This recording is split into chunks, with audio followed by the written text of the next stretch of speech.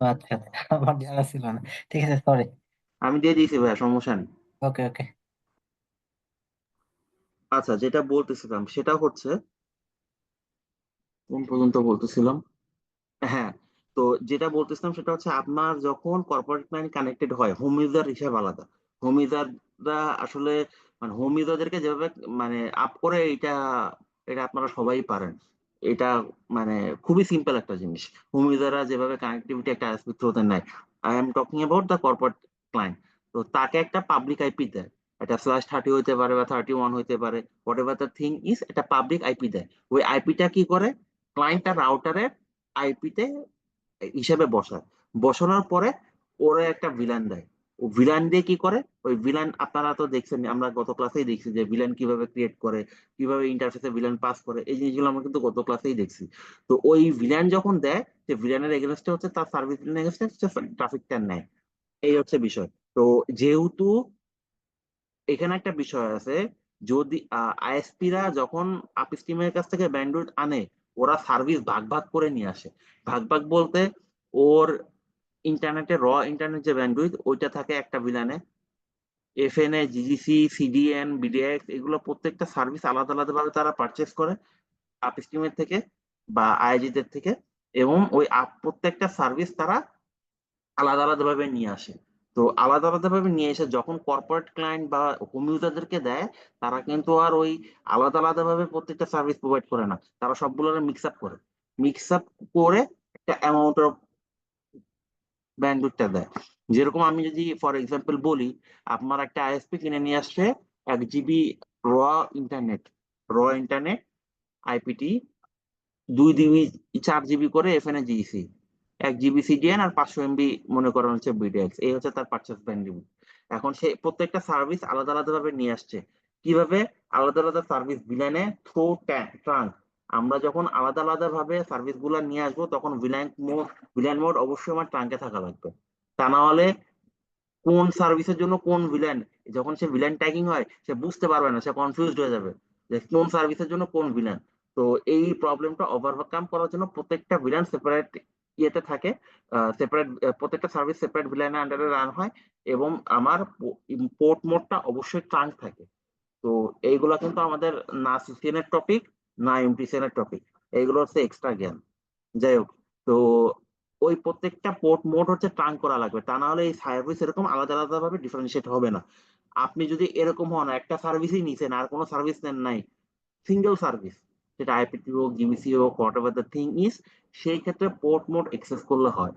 তখন আপনার সার্ভিসই তো একটা, এখন আপনি এক্সেস করেন আর ট্রাঙ্ক করেন, সার্ভিসই তো একটা। জিনিসটা বোঝা গেছে? Why trunk and why access mode. জি ভাইয়া, বুঝা গেছে। এই জিনিসটা দেখবেন যে অনেকে যখন হচ্ছে নতুন নতুন কানেকশন আপ করে, অনেকে কমপ্লেন যায়, ভাই আমি ট্রাফিক পাইতেছি না, এই করতেছি না, ওই করতেছি না, এই সেই এই কমপ্লেন গুলো করে। এই কমপ্লেনটা করে কেন? কারণ সে যখন পোর্ট মোড সিলেক্ট করে, সে সার্ভিস নিয়ে আসছে, ঠিক আছে, তারা বুঝাই দিছে হচ্ছে একরকম, সে বাই ডিফল্ট দিয়ে রাখছে এক্সেস, বাই ডিফল্ট এক্সেসই থাকে। তো বাই ডিফল্ট যখন এক্সেস থাকে, সে ওই বাই ডিফল্ট রেখেই দিছে, সে পোর্ট মোডটা ট্রাঙ্কে চেঞ্জ করে নাই। এই কারণে তার লিঙ্ক হয় আপ হয় না, অথবা সে ট্রাফিক পায় না, দুইটার কোনো একটা হয়, depend on configuration and situation. তো দুইটার কোনো একটা হয়। তো এইটা করার জন্য, তো তখন হচ্ছে ক্লায়েন্টের সাথে চেক করা লাগে যে সে কি কাম করছে তার এন্ডে। কারণ আপনি সার্ভিস ভাগ ভাগ করে নিয়ে আসছেন, আপনি প্রোতে দিচ্ছেন হচ্ছে এক্সেস, আপনার একটা ভিলেন এক্সেস করে পাস করতেছে, বাকিগুলোর খবর কি? বাকিগুলো তো আর পারতেছে না, কারণ সেটা দেখতেছে পোর্ট মোড এক্সেস। তো এই এই জিনিসগুলো, ট্রাভেল শুটিং গুলো জানা দরকার। তো এইভাবে হচ্ছে নিয়ে আসে। তো কর্পোরেট ক্লায়েন্টরা তো আর এইভাবে আলাদা আলাদা সেগমেন্ট ওয়াইজ ভাগ করে না ট্রাফিক, ভাগ করা হচ্ছে মেইনলি হচ্ছে আইএসপি গুলো। তো যখন কর্পোরেট ক্লায়েন্টকে দেয়, তারা এগেনস্টে শুধু একটা এক্সট্রা কনফিগারেশন করে। হোম ইউজার আর কর্পোরেট ক্লায়েন্টের কনফিগারেশনের মধ্যে একটা জায়গায় শুধু পার্থক্য থাকে, যে যে তার কাছ থেকে যে ব্যান্ডউইথটা নিয়ে আসে, তার এগেনস্টে তারা একটা আইপি দেয়, এই আইপিটা তার এন্ডে সেট আপ করে। এই সেও ডিফল্ট রাউট দেয়, হোম ইউজারও ডিফল্ট রাউট দেয়। তারপর হচ্ছে আহ, তার ব্যান্ডউইথ এর পরিমাণ হয়তোবা শেয়ার থাকে, এর জন্য হয়তোবা ডেডিকেটেড ব্যান্ডউইথ দেয়। এইটুকু ডিফারেন্স, আর কোনো ডিফারেন্স না। কিন্তু একটা আইজি থেকে যখন ব্যান্ডউইথ নিয়ে আসে একটা আইএসপি, তার এন্ডে কনফিগারেশন রিলেটেড অনেক কিছু হয়। অনেক কিছু চেঞ্জ হয়। আইজি থেকে যখন আপনার ব্যান্ডউইথটা নিয়ে আসে, এটা দুই ভাবে নিয়ে আসতে পারে। একটা তো নেটিং সার্ভিসের থ্রুতে, যেটা বললাম আপনারা জানেন অলরেডি, এটা দেখছিও আমরা, নেটিং সার্ভিসের থ্রুতে। আর আরেকটা হচ্ছে বিজিবির থ্রুতে। তো বিজিবির থ্রুতে যখন আসে, আইএসপি যদি একটু বড়সড় হয়, তার যদি ওইরকম টেকনিক্যাল এবং ফাইন্যান্সিয়াল সাপোর্ট থাকে, এবং মানে ওইরকম ক্যাপাবিলিটিস থাকে, সেক্ষেত্রে তার রাউট ম্যানিপুলেশনের একটা অপশন থাকে। বাট যদি আপনি নেট করে নিয়ে আসেন, আপনার হাতে কোনো রাউট ম্যানিপুলেশনের কোনো অপশনই নাই, আপনি নিয়ে আসতেছেন, আপনি দিচ্ছেন, মানে এমন কাইন্ড অফ মিডিয়াম। আপনি মাঝখানে আইএসপি একটা মিডিয়াম, আপনার ডাউন স্ট্রিমে কিছু ক্লায়েন্ট আছে, আপনি আপ স্ট্রিম থেকে আনতেছেন, আপনার সাথে বায়া হয়ে ওইদিকে দিতেছেন, আনতেছেন দিতেছেন, আনতেছেন দিতেছেন, এই এর ট্রাফিক ওর কাছে দিচ্ছেন, ওর ট্রাফিক এর কাছে নিচ্ছেন, মাঝখানে একটা মিডিয়াম হিসেবে কাজ করতেছেন। এই জিনিসটা হচ্ছে আহ এইভাবে হয় জিনিসটা actually। ঠিক আছে? তো বিজিবির আউট ম্যানিপুলেশন এটা মানে সম্পূর্ণ ডিফারেন্ট একটা সিনারিও। বিজিবি ইটসেলফ নিজেই একটা কোর্স। বিজিবির 11টা যে অ্যাট্রিবিউট আছে, 11টা না 13টা যেন অ্যাট্রিবিউট আছে, পার্ট সিলেকশন প্রসেস 11টা। তো আর অ্যাট্রিবিউট আছে অনেকগুলা। বিজিবির পার্ট সিলেকশন প্রসেসটা যদি আমরা মানে এক্সপ্লেন করতে যাই, এটা ইটসেলফ এজ এ কোর্স। এটাই একটা আপনার মনে করেন প্রায় 1 মাসের উপরে কোর্স হয়ে যাবে, 1-1.5 মাসের কোর্স হয়ে যাবে, তারও বেশি লাগতে পারে। তো বিজিবি অনেক হিউজ একটা জিনিস আর কি। ঠিক আছে? তো এই হচ্ছে বিষয়। আর কোনো ইনফরমেশন দিয়ে হেল্প করতে পারি?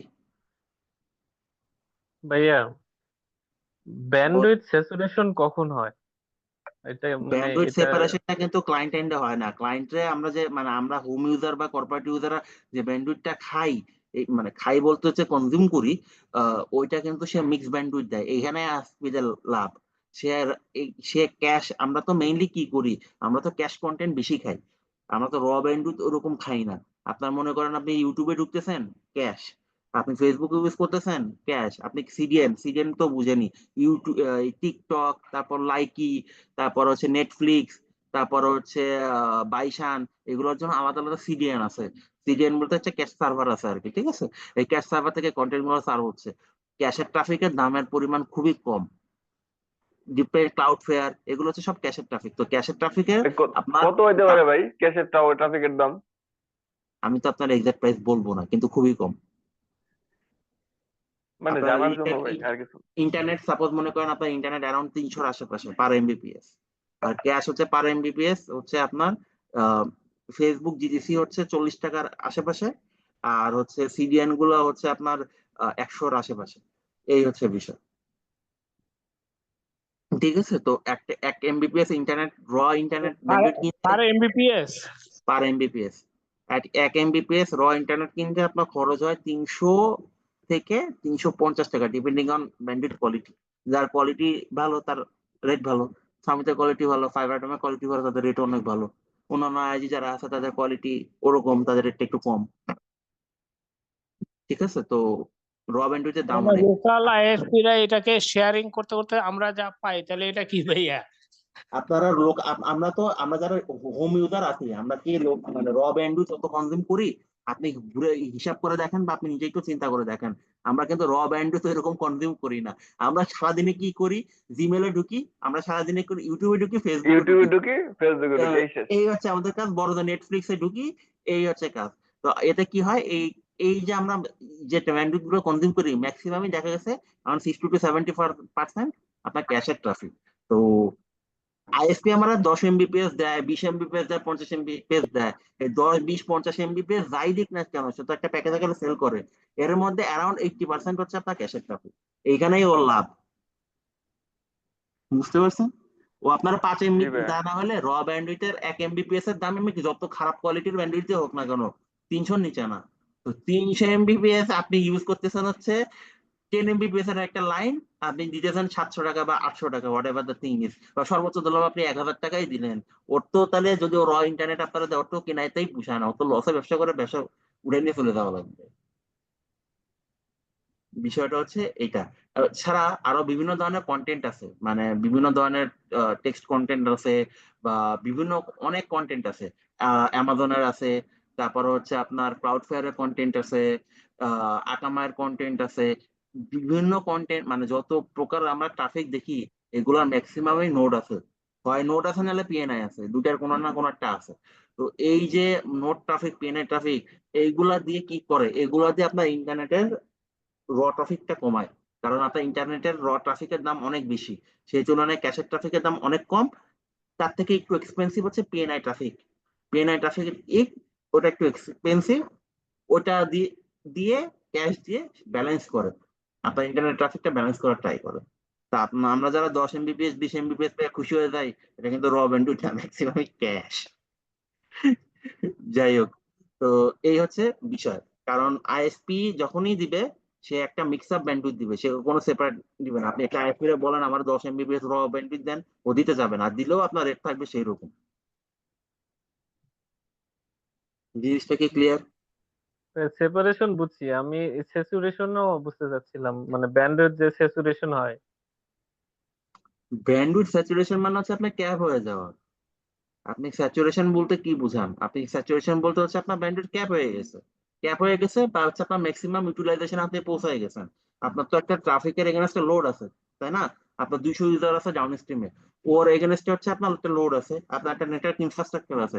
স্যাচুরেশন জিনিসটা কিন্তু ভাই কোনো একটা স্পেসিফিক ওয়ার্ড না।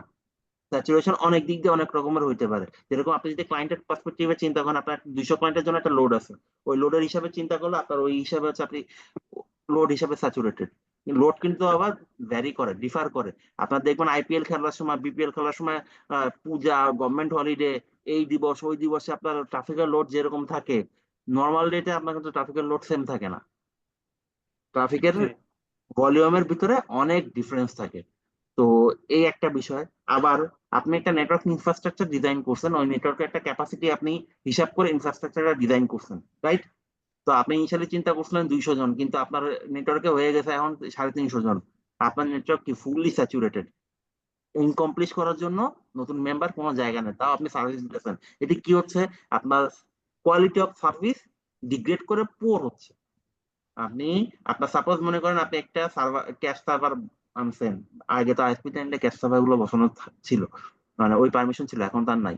তো ওই ক্যাশ সার্ভার আনছেন, ক্যাশ সার্ভার দিয়ে আপনি সাপোজ মনে করেন 20 GB ট্রাফিক সার্ভ করতে পারেন। সাপোজ মনে করেন আপনি 20 GB একটা নোড নিয়ে আসছেন, নোডের মধ্যে 20 GB আপনি ট্রাফিক সার্ভ করবেন।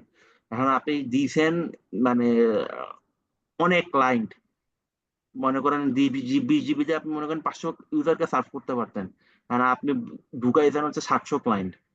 আপনার নোট তো ওভার লিমিট হয়ে গেছে, স্যাচুরেটেড হয়ে গেছে। এতে কি হইতেছে, গুগল, ফেসবুক এদের নিজস্ব অ্যালগোরিদম আছে, অ্যালগোরিদম দিয়ে সে আপনার নোট মনিটর করে। আপনার নোট তো তার সাথে কানেক্টেড, আপনি এখান থেকে নেটওয়ার্কিং এর থ্রুতে কানেক্ট করছেন তার সাথে না? তো তার একটা তো আইপি দিয়ে কানেক্ট করছেন। তো সে এই নোটটাকে কন্টিনিউয়াসলি মনিটর করে। ট্রাফিকের ভলিউম যখন ক্যাপাসিটি থেকে বেশি হয়ে যাচ্ছে, ইউটিলাইজেশন হাই হয়ে যায়, হাই বলতে কি, আপনার নোডের ক্যাপাসিটি হচ্ছে 20 GB, আপনি ইউজ করতে পারবেন স্মুথলি 80 to 85%, মানে মানে 20 GB 80 to 85% আপনি স্মুথলি ইউজ করতে পারবেন। এর বেশি যখন ইউটিলাইজেশন হবে, অটোমেটিক্যালি সে লোড ব্যালেন্স করার জন্য কি করবে, আপনার ট্রাফিক ফালাই দিবে। এই যে অনেক সময় আমরা শুনি না, আইএসপি তে কারা আছেন দেখি, কেউ আইএসপি তে আছেন এখানে? এনে কেউ নাই আইএসপি তে আছে? নাই। যাই হোক, অনেক সময় দেখবেন আইএসপি রা বলে এফএন এর ট্রাফিক পড়ে গেছে, জিইসি ট্রাফিক পড়ে গেছে, এই ট্রাফিক পড়ে গেছে, ওই ট্রাফিক পড়ে গেছে। এই ট্রাফিক পড়ে যায় কেন? ট্রাফিক পড়ে যায় অনেকগুলো কারণে। আপনার ফেসবুক, ইউটিউব, করে দাও। হ্যাঁ ফেসবুক, ইউটিউব বা নোট প্রোভাইডার এন্ডে ইস্যু থাকতে পারে। আপনার আপ স্ট্রিমের কোনো কারণে মেইনটেনেন্স চলতেছে বা সামথিং কিছু একটা হইতেছে, কোনো আবনর্মাল সিচুয়েশনের কারণে নোট ডাউন হয়ে থাকতে পারে। এবং ঘন ঘন যদি ব্যান্ডউইথ ফল করে পিক আওয়ারে, এটা ডেফিনেটলি হচ্ছে আপনার ট্রাফিক ওভার ইউটিলাইজড হয়ে গেছে। ওভার ইউটিলাইজড হয়ে গেছে মানে ওর ক্যাপাসিটি ছিল 20 GB, ও সেল করছে 21 GB 22 GB হিসাবে। তো এই যে একটা ওভার ইউটিলাইজেশন করছে, এটাকে ব্যালেন্স করার জন্য, এটা ব্যালেন্সিং ক্ষমতা কিন্তু আপনার আপস্ট্রিমে এতও নাই, এটা সম্পূর্ণ হচ্ছে নোট প্রোভাইডারের এন্ডে। যার নোট নিয়ে আসতেছেন তার হাতে। সে যখনই দেখতেছে এই নোডের ট্রাফিক এত, এর ক্যাপাসিটি এত, সে স্মুথ সার্ভিস নিশ্চিত করার জন্য অটোমেটিক্যালি ট্রাফিক ব্যালেন্স করার জন্য ট্রাফিক ফালায় দেয়। অতিরিক্ত ট্রাফিকে যখন উঠতে যায় তখন ট্রাফিক ফালায় দেয়। এখন ট্রাফিক যখন একবার নোডের থেকে পরে, ওই ট্রাফিক ধরতে ধরতে ধরতে কিন্তু একটু টাইম লাগে, ঠুস করে আর উঠে যায় না। বুঝা গেছে? জি ভাইয়া, বুঝতে তো পারছি। ভাইয়া এইগুলা অনেক অনেক জিনিস। ইন্ডাস্ট্রিটা এত ছোটও না, শিখতে বেশ মানে অনেক কিছু জানার বাকি, অনেক কিছু আছে আর কি জানার মতো। আমার নিজেরও বহুত কিছু জানার বাকি আছে। বলেন। আমি বলতে চাইছিলাম, আচ্ছা ভাইয়া, ডেটা আমরা যেরকম কর্পোরেটে যারা থাকি এরা ডেটাও কিনে আবার ব্যান্ডউইথও কিনে। ডাটা কিনে বলতে? ইন্টার এক ফ্যাক্টরি থেকে আর এক ফ্যাক্টরি কানেকশনের জন্য আলাদা ডেটা নাকি কিনতে হয়, এটা কি জিনিস ভাইয়া? আলাদা ডাটা কিনে না তো, আলাদা হচ্ছে আপনার কানে ইয়ে কিনে। ওই আপনার হচ্ছে দুইটাই আপনার ফ্যাক্টরি, মাঝখানে ট্রান্সমিশন কিনতে হবে না? ট্রান্সমিশন কি আপনার? আপনার মানে মনে এটা করেন কিভাবে, এই জিনিসটাই জানতে চাচ্ছিলাম ভাইয়া। এটা এটা এন্টিটেন থ্রোতে কিনতে হয়। আপনার মনে করেন ঢাকাতে একটা ফ্যাক্টরি আছে, গাজীপুরে আপনার আর একটা ফ্যাক্টরি আছে মনে করেন ময়মনসিংহে, আপনি আবার হেড অফিস আছে মনে করেন মতিঝিলে। আপনি তিন জায়গায় তিন লোকেশনে অবস্থান করতেছেন, খুবই ভালো কথা। কারণ আপনি কি এই মতিঝিল থেকে ট্রান্সমিশন নিয়ে গাজীপুর যাবেন, গাজীপুর থেকে ট্রান্সমিশন নিয়ে ইয়েতে যাবেন, ময়মনসিংহে যাবেন, ময়মনসিংহ থেকে আবার ট্রান্সমিশন নিয়ে ঢাকাতে ব্যাক করবেন, একটা রাউন্ড অফ ট্রান্সমিশন আপনি ক্রিয়েট করবেন? এটা কি আপনার পক্ষে পসিবল? এই ফিজিক্যাল ইনফ্রাস্ট্রাকচার বিল্ড করতে গেলে তো আপনার খবর হয়ে যাবে। তো এই কারণে যেটা করি, এই মাঝখানে ইনবিটুইন পার্টটা আমরা এনটিটিএন প্রোভাইডার যারা আছে তাদের কাছ থেকে ভাড়া নিই। বাংলাদেশে এনটিটিএন প্রোভাইডার আছে চারটা: সামিট, ফাইবার এট হোম, তারপরে হচ্ছে বাহন, আর হচ্ছে গভর্নমেন্টের কাছে IS3। এই চারটা হচ্ছে এনটিটিএন প্রোভাইডার আছে। IS3-র প্রাইস কম, সার্ভিস জঘন্য। গভর্নমেন্ট প্রতিষ্ঠানে যেটা হয় আর কি, কমপ্লেন দিবেন আজকে, আপ হবে 4 দিন পরে। আর ফাইবার অ্যাটম, সামিট এগুলো সার্ভিস মোটামুটি ভালো, ট্রান্সমিশন সেক্টর বেশ ভালো। আর বাহন নতুন, তারা এখনো সিটির বাইরে গিয়ে পৌঁছাতে পারে নাই। বাট ফাইবার অ্যাটম, সামিট এদের ভালো ট্রান্সমিশন আছে অল ওভার দ্য কান্ট্রি, ভালো ভালো মানে মোটামুটি কাভারেজ আছে। এদের কস্টটা বেশি। আপনার IST তে কস্ট হয় 12-13 টাকা পার MBPS, আর ফাইবার অ্যাটম সামিটে হয় হচ্ছে 18-19 টাকা করে। এই হচ্ছে বিষয়। তো আপনি যখন মাল্টিপল লোকেশন এভাবে কানেক্ট করবেন, আপনার ব্যান্ডউইথটাও কিনা লাগবে। ব্যান্ডউইথ তো আপনার কেনাই লাগবে, কারণ আপনি যেহেতু কমিউনিকেশন করবেন, আপনার তো একটা ব্যান্ডউইথ কিনতেই হবে। সেটা 10 MBPS কিনেন, 5 MBPS কিনেন, এটা তো আপনার কিনাই লাগবে। তার সাথে আপনার এই যে কানেক্টিভিটি গুলো করার জন্য বিভিন্ন লোকেশনে আপনার তো পাথ লাগবে। এই পাথেরও একটা ভাড়া দিতে হবে। তো দুইটাই অ্যাকচুয়ালি আপনার কেনা লাগে আর কি। ক্লিয়ার? আসলে হ্যাঁ। আমাদের আমাদের এখানে হচ্ছে, যেমন আমি একটা ফ্যাক্টরিতে বসি, হ্যাঁ, আমরা কর্পোরেট থেকে ব্যান্ডউইথ নেই। আমাদের যে সিস্টেমটা এটা হচ্ছে যে, আমার কথা কি শুনতে পাচ্ছেন? একদম ক্লিয়ার শোনা যাচ্ছে, বলেন। হ্যাঁ, আমাদের এখানে যেটা করি আমরা সেটা হচ্ছে ওই আমাদের পাত নেয়া আছে, হ্যাঁ, এই এনটিটিএন থেকে নেয়া আছে। আর আমরা শুধুমাত্র আপনার ডেটা কানেক্টিভিটি ইউজ করি। ওই যে ভাই যেটা বলতেছিলেন, আক্তার ভাই, ডেটা কানেক্টিভিটি ইউজ করে হচ্ছে একটা আইএসপি থেকে, হ্যাঁ। আর কর্পোরেট অফিস হচ্ছে অন্য একটা আইএসপি থেকে ব্যান্ড আছে। তা আমরা দেখা যায় শুধুমাত্র ওই যে মানে পাত পাতটা হচ্ছে আমরা নেই ডিটিএন থেকে, প্লাস হচ্ছে একটা আইএসপি থেকে শুধুমাত্র ডেটা কানেক্টিভিটি নেই না। তো আমরা যেটা করি, কিন্তু ব্যান্ডউইথ ইউজ করি কর্পোরেট থেকে অন্য একটা আইএসপির লাইন থেকে। হ্যাঁ, তো এই সিস্টেমটা পরে হচ্ছে ব্রিজ ব্রিজ করে আমরা মাইক্রোটেক ছাড়া অন্য কিছু ইউজ করি না। মাইক্রোটেক কর্পোরেটর মাইক্রোটেক আছে, আমাদের ফ্যাক্টরিতেও মাইক্রোটেক আছে। হ্যাঁ, এই সিস্টেমটা আসলে যদি একটু বলতেন কিভাবে করা, এটা ব্রিজ করে করা, আমি এতটুকুই জানি। এবং আমরা সরাসরি যে আইএসপি থেকে লাইন নিছি তাদের থেকে কোনো ব্যান্ডউইথ আমরা নেই নাই, শুধু ডেটা কানেক্টিভিটি আচ্ছা, মানে আমি হচ্ছে। আপনাকে আমি আমি আমি আপনার কোয়েশ্চেনটা বুঝতে পারছি। আপনার জিনিসটা আমি বলি। আপনার জিনিসটা হচ্ছে আমি বলি, শোনেন। আপনার আপনার এটা হচ্ছে অনেকে অনেক ISP যারা ন্যাশনাল বড় বড় ISP, তারা অনেকেই আছে। বা আপনি যদি আমি আপনাকে সিম্পল একটা এক্সাম্পল দেই, ফাইবার অ্যাটমের IIGও আছে, ফাইবার অ্যাটমের ইয়েও আছে, এনটিটিএনও আছে, সামিট। ওর IIGও আছে, এনটিটিএনও আছে, ওর ইয়ে ISPও আছে। এখন সাপোজ মনে করেন আপনি সামিটের ISPর কাছ থেকে, ওর সামিটের ISP হচ্ছে কসমোপলিটন, তো ওর কাছ থেকে নিতে গেছেন ব্যান্ডউইথ। এখন ওরে যদি আপনি বলেন, ভাই আমি এত ভেজালের ভিতরে যাব না, আমার এই এই জায়গায় কানেক্টিভিটি দরকার, আমার এই টোটাল একটা নেটওয়ার্ক এরকম অবস্থায় আছে, আর এরকম মাল্টিপল লোকেশনে আমার টোটাল কানেক্টিভিটি সলিউশন দাও। বড় কোম্পানি যারা আছে তারা ঠিকই কিন্তু আপনার সলিউশন দিতে পারবে, কারণ তার কাছে কি আছে, অপশন আছে। তার নিজস্ব এনটিটিএন আছে, তার নিজস্ব আইআইজি আছে, তার নিজস্ব ISP আছে। আপনি তার ISP রে বললে আপনার এখানে কিছুই করা লাগবে না। তার ISP কি করবে, সুন্দর মতো সামিটের এনটিটিএন রে বলবে আমি এখান থেকে ওইখানে কানেক্টিভিটি দিব, এনটিটিএন সার্ভিস দাও। আইআইজি রে গিয়ে বলবে আমার এই ক্লায়েন্ট একটা আউট হচ্ছে, এই ক্লায়েন্টের জন্য তুমি ব্যান্ডউইথ দাও।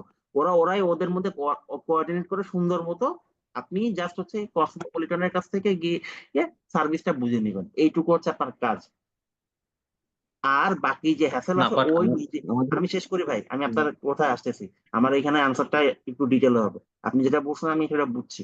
এখানে সে সার্ভিসটা বুঝে নিবেন। এখন সে আপনার সার্ভিস বুঝে দিবে কিভাবে? সে আপনাকে যদি সিঙ্গেল লিঙ্কের কানেক্টিভিটি দেন, আপনি বলেন, যদি বলেন ভাই আমার রিডান্ডেন্টের দরকার নাই, সিঙ্গেল একটা পোর্টে উঠবে, আপনি ওইখান থেকে ট্রাফিকটা নিয়ে চালাবেন। যদি আপনাকে রিডান্ডেন্ট দেয়, সেক্ষেত্রে দুইটা কনফিগারেশন হবে। হয় এই ব্রিজ মেথডে যাইতে হবে, যদি ডিফারেন্ট লোকেশন থেকে রিডান্ডেন্ট দেয় আপনার ব্রিজ মেথডে যাইতে হবে। আর যদি সেম লোকেশন থেকে আপনার রিডান্ডেন্ট দেয়, আপনার বন্ডিং নামে একটা অপশন আছে মাইক্রোটিকে, ওই বন্ডিং করতে হবে, যেটাকে আমরা সিসকোতে বলি এলএসিপি, লিঙ্ক এগ্রিগেশন কন্ট্রোল প্রোটোকল। সিসকোতে না, মানে ওপেন স্ট্যান্ডার্ডে বলি হচ্ছে এলএসিপি, সিসকোতে বলি হচ্ছে PAC, port aggregation control protocol. এটা কি করে? বান্ডেল করে মাল্টিপল পোর্টকে বান্ডেলের আন্ডারে নিয়ে আসে, একই লজিক্যাল পোর্ট হিসেবে দেখে। হয় ওই মেথডে যাইতে হবে, অথবা আপনার বন্ডিং ব্রিজ বা বন্ডিং যে কোনো একটাতে যাইতে হবে। এই হচ্ছে বিষয়। এখন আপনি আমাকে বলছেন যেটা, সেটা হচ্ছে এটা আমি জেনারেল বললাম, যার কাছে সব সলিউশন আছে তার ক্ষেত্রে বললাম। এখন মনে করেন আপনি ব্যান্ডউইথ নিছেন আম্বার আইটির কাছ থেকে। আম্বার আইটি কি? সে একটা আইএসপি, তার অন্য কোনো তার একটা আইআইজি আছে, সে হচ্ছে বিডিআর।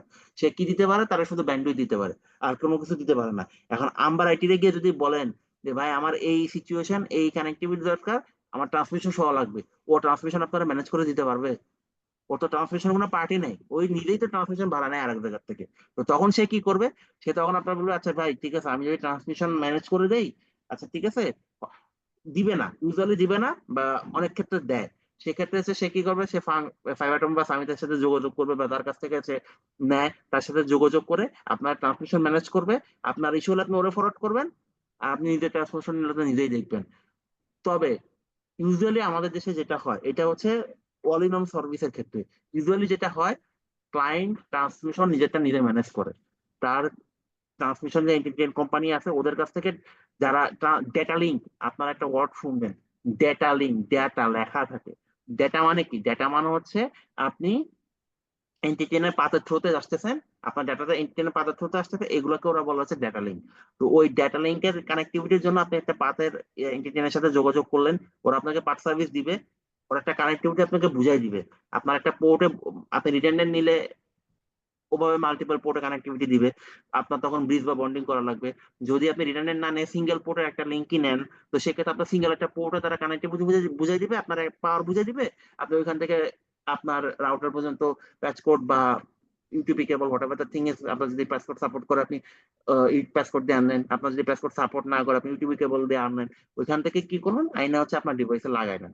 লাগানোর পর আপনার ফিজিক্যাল লিঙ্ক আপ, আপনার ফিজিক্যাল কানেক্টিভিটি ওকে আছে। এখন আপনি ব্যান্ডউইথ নিবেন, আর আপনি যার কাছ থেকে ব্যান্ডউইথ নিবেন সেও খোঁজ নিয়ে দেখবেন ওই সামিট বা ফাইবার অ্যাটমের এন্টিটিএনদের সে নিজেও ইয়ে করে। সে তখন দেখবে আপনি ওর নিয়ারেস্ট কোন পপের সাথে কানেক্টেড আছেন। প্রত্যেকটা ন্যাশনাল আইএসপি নিজস্ব পপ আছে। পপ মানে হচ্ছে একটা মিনি ডাটা সেন্টার, যেখানে ওদের সুইচ, তারপর হচ্ছে ওএলটি, এরকম অন্যান্য নেটওয়ার্কিং যে ডিভাইস গুলো সেটা বসা থাকে, মানে বসানো থাকে। সে তখন দেখবে আপনি তার নিয়ারেস্ট কোন পপের থেকে কানেক্টেড আছেন, ওইখান থেকে সে কি করবে, ওই ট্রান্সমিশন অফ বাটার থ্রুতে আপনার ব্যান্ডউইথটা দিবে। এই হচ্ছে বিষয়। আপনি কি আপনার আনসার পাইছেন আচ্ছা, ভাই? হ্যাঁ, আমি মোটামুটি পাইছি। তো আমার এখানে মানে আমার এখানে যে ইয়াটা আর কি, আমার সিস্টেমটা একটু ব্যতিক্রম। যেমন ধরেন আমরা হচ্ছে অলওয়েজ অন থেকে আমরা ডেটা কানেক্টিভিটি নেয়। ডেটা কানেক্টিভিটি অলওয়েজ বলতে অন ওই যে কি? অলওয়েজ অন কি? অলওয়েজ, হ্যাঁ অলওয়েজ অন হচ্ছে একটা আইএসপি। ওদের ও থেকে আচ্ছা। আমরা ডেটা কানেক্টিভিটি, ডেটা কানেক্টিভিটি বলতে শুধু ট্রান্সমিশনটাই ভাড়া নেয়, ও ওরা আচ্ছা। এনটিটিএন থেকে নিচ্ছে। হ্যাঁ, আমার যেমন ধরেন আমার হচ্ছে শ্রীপুরে হচ্ছে অফিস ফ্যাক্টরি, আর টঙ্গী হচ্ছে কর্পোরেট অফিস। এই আচ্ছা। অলওয়েজ অন ধরেন আমরা হচ্ছে অলওয়েজ অন থেকে লাইন নেওয়া হচ্ছে 18 সালে। হ্যাঁ, তো অলওয়েজ অন মানে এরা 20 সালের আগ পর্যন্ত জানতোই না যে আমরা ব্যান্ডউইথ ইউজ করি। যেমন ওরা শুধুমাত্র জানতো যে আমরা ডেটা কানেক্টিভিটি দিয়ে আমাদের ওই আপনার আমাদের ইআরপি প্লাস হচ্ছে আমরা মেইলের কানেক্টিভিটি কর্পোরেট থেকে পাই, ওরা এরকমই জানতো। কিন্তু ওরা 20 সাল থেকে জানে যে আমরা ওই অলওয়েজনের মাধ্যমেই আমরা ব্যান্ডউইথ ইউজ করি। ব্যান্ডউইথটা ইউজ করি কিভাবে? ধরেন কর্পোরেট অফিসে আমাদের এই জিসিএল থেকে ক্লায়েন্ট নেওয়া আছে, ব্যান্ডউইথ নেওয়া আছে। এই আমরা শুধুমাত্র অলওয়েজ অন ইউজ করি, কোনো জিসিএল এর কানেকশন নাই, এরপরেও আমরা জিসিএল থেকে নিতে পারি। এটা অলওয়েজ অন আইএসপি পর্যন্ত জানে না, ওরা জানছে হচ্ছে 2020 সাল থেকে। এবং এটা টোটালি হচ্ছে আমরা করি আমাদের কর্পোরেট অফিস থেকে। যেমন আমার বসে হচ্ছে এই কনফিগারেশনটা করা, এটা আমরা যে আইএসপি থেকে লাইন নেয় তারা জানতোই না, মানে টোটালি ওদের হেডেক এই মধ্যে নাই। ওদের থেকে শুধু আমরা ওই যে ডেটা কানেক্টিভিটি নিচ্ছি, ওরা হচ্ছে একটা এনটিডিএন থেকে ওই আপনার ট্রান্সমিশন ভাড়া নিয়ে একটা স্পিড, মানে ডেটা কানেক্টিভিটি যে স্পিড, এই স্পিডটা শুধু ওদের থেকে নেয়া। এখন এই প্রসেসটা ব্রিজে আসলে কিভাবে করে, এটা যদি সুযোগ হয় আর কি, বা আপনার কাছে ভাই থাকে এটা। আমি আপনাকে একটা জিনিস বলি, ব্রিজে কিন্তু এই কানেক্টিভিটিটা করে না। ব্রিজে আপনার যেটা করে সেটা হচ্ছে আপনার ফিজিক্যাল লিঙ্কের কানেক্টিভিটি। এখন আপনি মনে করেন যদি মাল্টিপল সার্ভিস হয়, আচ্ছা আমি ওই জিনিসটা একটু পরে দেখাইতেছি। যদি মাল্টিপল সার্ভিস হয় আপনি সিঙ্গেল ভিলেন অ্যাক্সেস করে নিয়ে আসবেন, দ্যাটস ইট, আর কোনো কিছু না। যদি আপনার মাল্টিপল সার্ভিস না মানে হয়, সেক্ষেত্রে আপনার সবগুলো ভিলেন ব্রিজের উপর দিয়ে পাস করে নিয়ে আসতে হবে। এই আমি একটু পরে জিনিসটা দেখাচ্ছি, যতটুকু সম্ভব দেখা দিচ্ছি, বাট জিনিসটা হচ্ছে এটা, ব্রিজ কিন্তু নট ফর আপনার ডাটা কানেক্টিভিটি মানে ব্যান্ডউইথ ট্রান্সফার কানেক্টিভিটি এই টাইপের জিনিসের জন্য। ব্রিজটা হচ্ছে আপনার রিডান্ডেন্সি পারপাস। আপনার রিডান্ডেন্সির দুইটা মেথড আছে, একটু আগে আমি বলছি, একটা হচ্ছে ব্রিজ, একটা হচ্ছে বন্ডিং। আপনার যদি ডিফারেন্ট পপের থেকে রিডান্ডেন্সি দেয়, আপনার একটা পপ মানে একটা জায়গায় যাওয়ার জন্য মাল্টিপল পাথ থাকে না, তো আপনার যদি রিডান্ডেন্সিটা ডিফারেন্ট লোকেশন থেকে দেয়, একটা সাইড ডাউন হলে আপনার আরেকটা দিয়ে আপনি অ্যাক্টিভ থাকেন, সেই ক্ষেত্রে হচ্ছে আপনার ব্রিজ কনসেপ্টটা আসে। আর যদি আপনার সেমি পপ থেকে দুইটা আলাদা পোর্ট থেকে দেয়, মানে সেম পপ কিন্তু হচ্ছে দুইটা আলাদা রাউটার বা সুইচের পোর্ট, সেক্ষেত্রে হচ্ছে আপনার বন্ডিং বা এলএসিপির কনসেপ্টটা আসে। এটা ফর রিডান্ডেন্সি পারপাস। ঠিক আছে, আমরা ওই রিডান্ডেন্সিটা এনশিওর করার পরে বন্ডের যে বন্ডিংটা ক্রিয়েট করি, ওই বন্ডের উপর ভিলেন পাস করি, অথবা বন্ড আপনার ব্রিজ ক্রিয়েট করলে ব্রিজের উপর ভিলেন পাস করে দিই। এটা ব্রিজ ইন্টারফেস ক্রিয়েট করি, মানে ব্রিজ বা বন্ড হচ্ছে লজিক্যাল ইন্টারফেস। এই লজিক্যাল ইন্টারফেসের উপর আমরা ভিলেনটা পাস করি। দুইটা ফিজিক্যাল পোর্টকে বা দুইয়ের অধিক যদি আপনার টাচ ক্যারিও থাকে, মাল্টিপল পোর্ট, ওগুলাকে একটা ব্রিজ বা বন্ডের আন্ডারে আনি, একটা লজিক্যাল পোর্ট সবগুলোরে মিলায় একটা লজিক্যাল বোর্ড বানাই, ওই পোর্টের উপরে আমরা ভিলেনটা পাস করি। এই হচ্ছে বিষয়। ঠিক আছে, এটা কিন্তু ভাই ব্যান্ডউইথের সাথে রিলেটেড না, এটা হচ্ছে ফর রিডান্ডেন্সি পারপাস। এই হচ্ছে বিষয়। আচ্ছা, তার আগে এটা বলে না, আমি গত ক্লাসে উইনবক্স না সরি ভার্চুয়াল বক্স কিভাবে সেট আপ করতে হয় এটা আপনাদেরকে দেখাইছিলাম। এরপরেও এইটা রিলেটেড এত কোয়ারিজ কেন, আপনারা এটা সেট আপ কেন করতে পারেন না, আগে এটা বলেন। এটা খুবই সিম্পল একটা জিনিস। আচ্ছা, এখানে স্ক্রিন শেয়ারের অপশন কোথায়? ভিজুয়াল বেসিক চাচ্ছিল, ভিজুয়াল বেসিক ইস্যুতে করা হয় না। ভিজুয়াল বেসিকে করা হয় না বলতে আমি জিনিসটা বুঝি নাই। ভিজুয়াল বেসিক মনে ইনস্টল করে নিতে হবে ওইটার আগে। ভিএমআইয়ের কথা মনে বলতেছেন?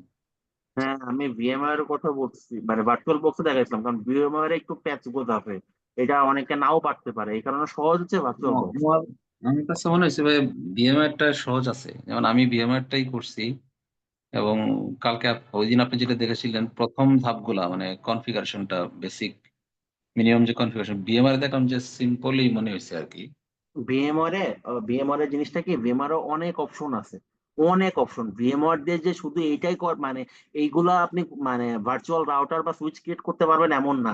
ভিএমআর দিয়ে মানুষ ভার্চুয়াল সার্ভার ক্রিয়েট করে, ওই সার্ভার দিয়ে আপনার অনেক কাজ করে। মেল সার্ভার আছে, ডেটা সার্ভার আছে, অনেক কিছু করে ভিএমআর। মানে একটা সাংঘাতিক রকমের জিনিস। ভিএমআর যারা ভালো মতো জানে তাদের কিন্তু জব ফিল্ডে বেশ ভালো স্কোপ আছে।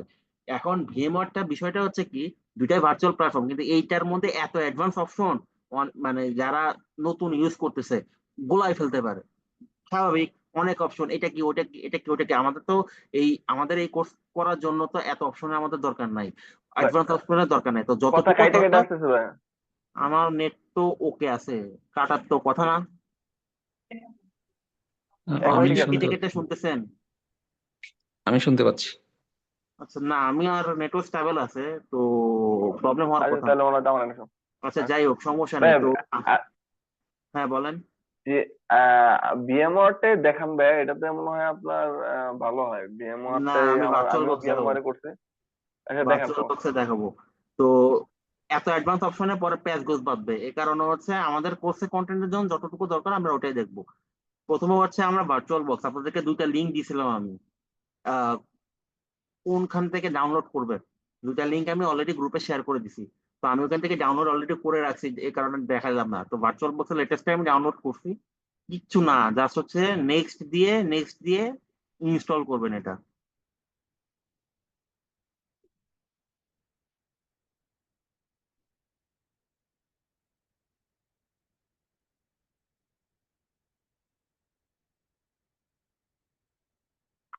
একটা জিনিস মনে হচ্ছে, আপনারা যখন মানে ওএসটা ডাউনলোড করছেন, সিডিএমএস এর পরিবর্তে অন্য কোনো ইমেজ টিমেজ হয়তো বা ডাউনলোড করছেন। তো এই যদি ইমেজটা ঠিক না হয়, মানে অন্য ইমেজ হয়, আপনার কিন্তু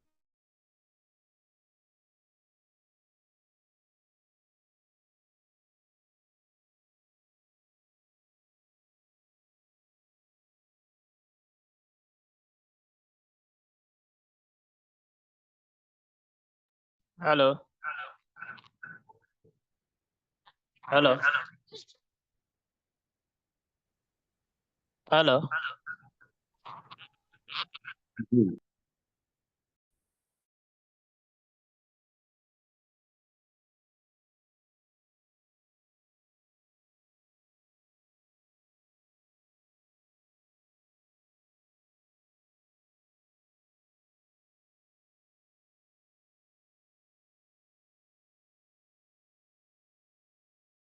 হ্যালো, আমাকে কি শুনতে পাচ্ছেন? হ্যাঁ, শোনা যাচ্ছে। জি, শোনা যাচ্ছে তো। আচ্ছা আচ্ছা, না মানে আমি ডিসকানেক্ট হয়ে গেলাম কিনা আমি কনফিউশনে ছিলাম। হ্যাঁ, না, শোনা যাচ্ছে।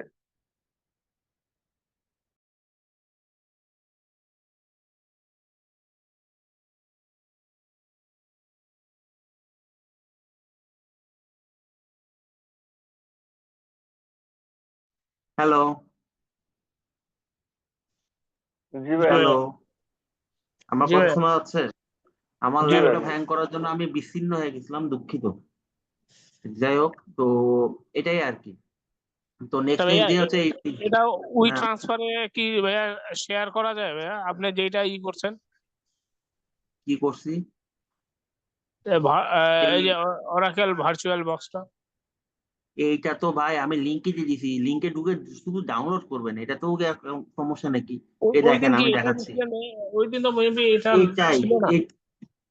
একই ভাইয়া, জিনিস একই, শুধু ভার্সনটা আলাদা, এটা লেটেস্ট ভার্সন। এই দেখেন, ভার্চুয়াল বক্স ডাউনলোড, এখানে ঢুকবেন, এই যে ডাউনলোড ওরাকেল ভার্চুয়াল বক্স, এখানে দেখেন। উইন্ডোজের জন্য আছে, ম্যাকের জন্য আছে, লিনাক্সের জন্য আছে। আমি উইন্ডোজ হোস্ট সিলেক্ট করছি, কারণ আমার উইন্ডোজ পিসি, উইন্ডোজ হোস্ট সিলেক্ট করছি। এইটা হচ্ছে একদম লেটেস্ট। আপনি যদি ওল্ড, আমি গতদিনকে যেটা দেখাচ্ছিলাম সেটা হচ্ছে ওল্ড প্ল্যাটফর্ম। ওল্ড প্ল্যাটফর্ম চাইলে সেটাও ডাউনলোড করতে পারেন, বাট লেটেস্টটা ইউজ করা ভালো। এই এখান থেকে আমি ডাউনলোড করছি। এটা আচ্ছা, ইনস্টলেশনের ক্ষেত্রে পিসি কনফিগারেশন কোনো ইস্যু আছে যে মিনিমাম কত? না, এটা পিসি কনফিগারেশনের জন্য কোনো ইউজ নাই, মানে ওরকম ইয়ে নাই। কারণ এই সফটওয়্যারটা হচ্ছে খুব লাইট ওয়েট। আপনার ভিএমওয়ারে কিন্তু আপনার একটা মানে ন্যূনতম রিসোর্স লাগে, এটা কিন্তু আপনার 4 জিবি র্যাম হইলেও চলে, স্মুথলি, শুধু চলে না, স্মুথলি চলে। তো এইটাতে কিন্তু আপনার আবার এই ভিএমওয়ার মানে সবথেকে ভার্চুয়াল বক্সের সব থেকে সুবিধা হচ্ছে এটা খুবই কম রিসোর্স খায়। আপনার পিসি কনফিগারেশন যদি লো হয় বা আউটডেটেড পিসি হয়, তো সেই ক্ষেত্রে হচ্ছে আপনি এটা স্মুথলি চালাতে পারবেন। এটা হচ্ছে সব থেকে ভালো জিনিস এটা। ভিএমওয়্যার ইনস্টল আমিও করে দেখাইতে পারি, কিন্তু কারণটা হলো আমার মানে পিসি কনফিগারেশনটা একটু লো, তো ওইটাতে সাপোর্ট করবে না। আচ্ছা, যাই হোক, তো এইটা হচ্ছে আমাদের ভার্চুয়াল বক্স ইনস্টল করার পর ইনিশিয়াল উইন্ডো। আমাদের উইন্ডোটা হচ্ছে এরকমই আসবে। এখান থেকে কি করব আমরা, নিউ এ ক্লিক করব। নিউ এ ক্লিক করার পরে আপনি একটা নিউ, মানে কি নিউ হচ্ছে আপনি একটা ভার্চুয়াল মেশিন নতুনলি ডিপ্লয় করতে চাইতেছেন, এই কারণে হচ্ছে নিউ দিতেছেন। আচ্ছা, নিউ দেওয়ার পর আপনি যে মনে করেন আমি একটা মেশিন দিলাম মাইক্রোটি 1, সরি 1। আচ্ছা, এটা হচ্ছে আপনি কোন জায়গায় ইনস্টল করবেন। আমি মনে করেন এটা ইনস্টল করলাম সি ড্রাইভে, থাক, আমি চেঞ্জ করলাম না। আচ্ছা, এখন আইএসও ইমেজটা আপনি কোথায় দিবেন দেখেন। আইএসও ইমেজ আমার এখানে ডেস্কটপেই আছে, আইএসও ইমেজ আমি আগেই নামাই রাখছি। ডেস্কটপে যাই, দেখেন আমি অলরেডি আইএসও ইমেজ নামে রাখছি, আমি এটা সিলেক্ট করলাম, সিলেক্ট করে দিয়ে দিলাম। এই দেওয়ার পরে হচ্ছে টাইপ, এটা কি ধরনের ইমেজ টাইপ, আপনার কাছে টাইপ জানতে চাবে। টাইপটা হচ্ছে লিনাক্স। লিনাক্স এর কোন ধরনের লিনাক্স আপনার কাছে, আপনি যখন লিনাক্স বলবেন এটা বলবেন লিনাক্স এর কোনটা ধরন। লিনাক্স এর তো অনেক ধরন আছে, অনেক গ্রুপ আছে। আপনি এখানে আদার লিনাক্স একটা অপশন আছে, আদার লিনাক্স অপশনটা দিবেন। কারো পিসি 64 বিট হলে 64 বিট বাই ডিফল্ট দিবেন, 32 হলে 32 দিবেন, আপনি আপনার মতো সিলেক্ট করবেন। নেক্সট। এখন দেখেন এখানে আপনার বলতেছে যে সে ন্যূনতম আপনার সিপিইউ থেকে একটা কোর খাবে এবং 512 MB জায়গা নিবে বেস মেমোরি হিসাবে। আপনি কি এটা মানে এটা হচ্ছে র্যাম হিসাবে, আপনি কি র্যাম হিসাবে দিতে চান কিনা। আপনি যদি মনে করেন আরো কম দিবেন সেটা আপনি দিতে পারেন, আমি সাপোজ মনে করেন এখানে দিলাম 256। নেক্সট। এইটা হচ্ছে সে 8 GB মেমোরি চাচ্ছে কি হিসেবে, রম হিসাবে, আমি মনে করেন দিব 2 GB। 2 GB দিলাম, বা আমার এত দরকার নেই, আমি আরো কমও দিতে পারি।